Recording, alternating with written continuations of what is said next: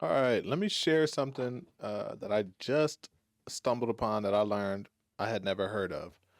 But did you all know that um, an African country, and I'll let the video give all the details, but an African country tried to give Black Americans $1 billion back in the mid '90s to help us economically and politically.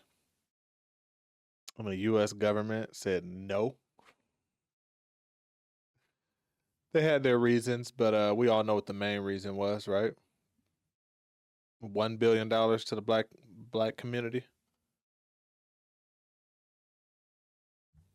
I'll let this lady on this channel describe, all right, and then we'll talk a little bit about it. But y'all let me know what y'all think. All right, it's Ricky Rich of Black Primacy. Please don't forget to like, comment, subscribe, and turn on your notifications. And connect with the heartbeat of the African diaspora. Download our African Diaspora News Channel app now on Google Play and Apple App Store. Stay informed with authentic and diverse perspectives, breaking news, and cultural insights. Don't join the conversation.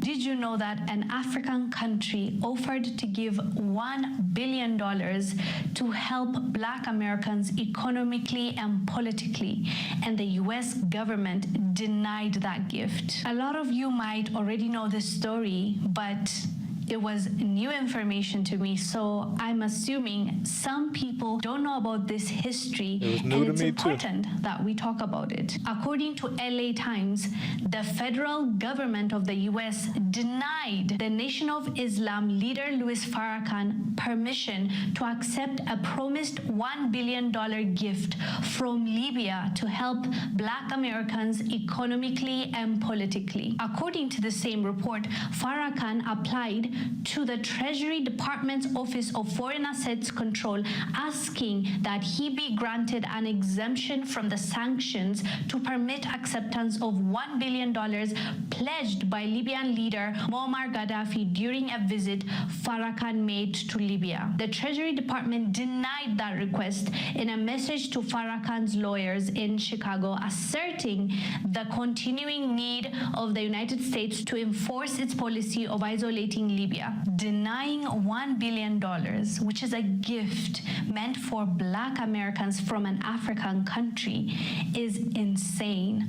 But it did happen. And according to US spokesman then, Glenn Davis, he said, quote, obviously Gaddafi has an interest in gaining a foothold here in the US in some fashion. And of course, that kind of talk is not something that we view positively at all, end quote. So basically the reasoning the US government gave is that Gaddafi is doing it because he has an interest and we don't want to allow that, even though this money would have changed people's lives greatly and brought about so much positivity to the Black American community. The US government said no to that. This is a history worth remembering, especially for those that had no idea that an African country offered a gift of $1 billion to the Black American community. I am Wongel Zalalem. I'll see you on the next one. Bye. Unleash the And before people get on and say, "Oh, well, they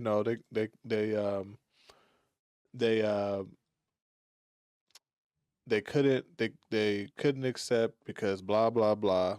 Let's not act like the government does not accept money from whoever when it's an interest of those who look like them. Okay, let's not. All right, we got a whole, Russia, Ukraine. We giving all this money over to. Well, I don't even want to get into that, right? But let's just know that we are giving all this money to other countries, regardless of who they are. Um, and we accept business, we accept land, and we accept money from territories that do all and whatever is going on under the sun out there. But when it comes to supporting the African American country, all of a sudden we want to be You know, we want to do things the right way all of a sudden, right? Not surprising though, right? Just not surprising. Just I had never heard of it. Just like she said in the video, I had never heard of this. I pulled up this article. Again, this is 1996. So this article, so somewhere around that time is when it was blocked. I don't think this is saying anything different than what she already explained. I think she even mentioned the LA Times is where she got her information. So, but I'm gonna drop this.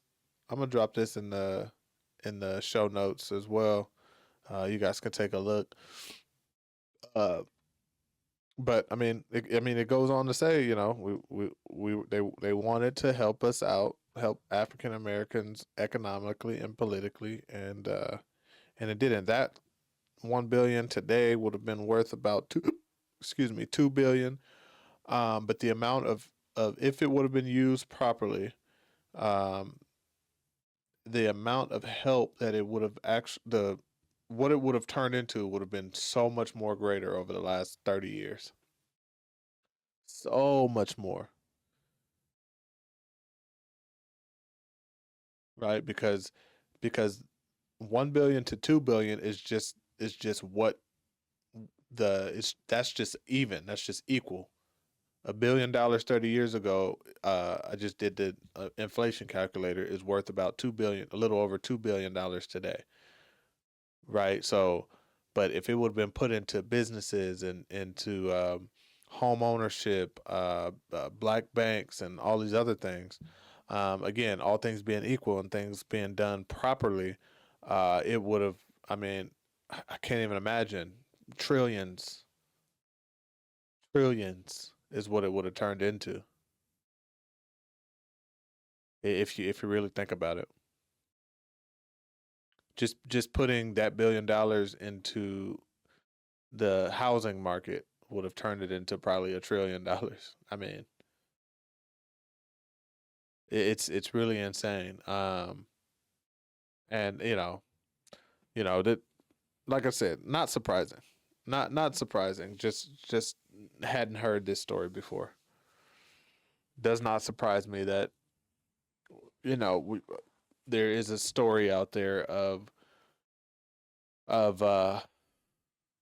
the country blocking any potential ability for the black community to thrive. And it also doesn't surprise me that I haven't heard of it. This should be in the history books. I should have learned about this in in uh in middle school, high school, and definitely in college, right? But no, they want to teach us, in 1492, whoever sailed the ocean blue, but not this type of stuff, right? So yeah, had to share it. Hopefully, those of you are just like me and the lady that shared it on that video, and this is your first time hearing it. And well, I don't want to say hopefully. I want to say hopefully this is not your first time hearing it, but if it is, uh, hopefully you are more informed than before on the matter. So. Y'all let me know what y'all think, though. All right, it's Ricky Rich with Black Primacy. Please don't forget to like, comment, subscribe, and turn on your notifications.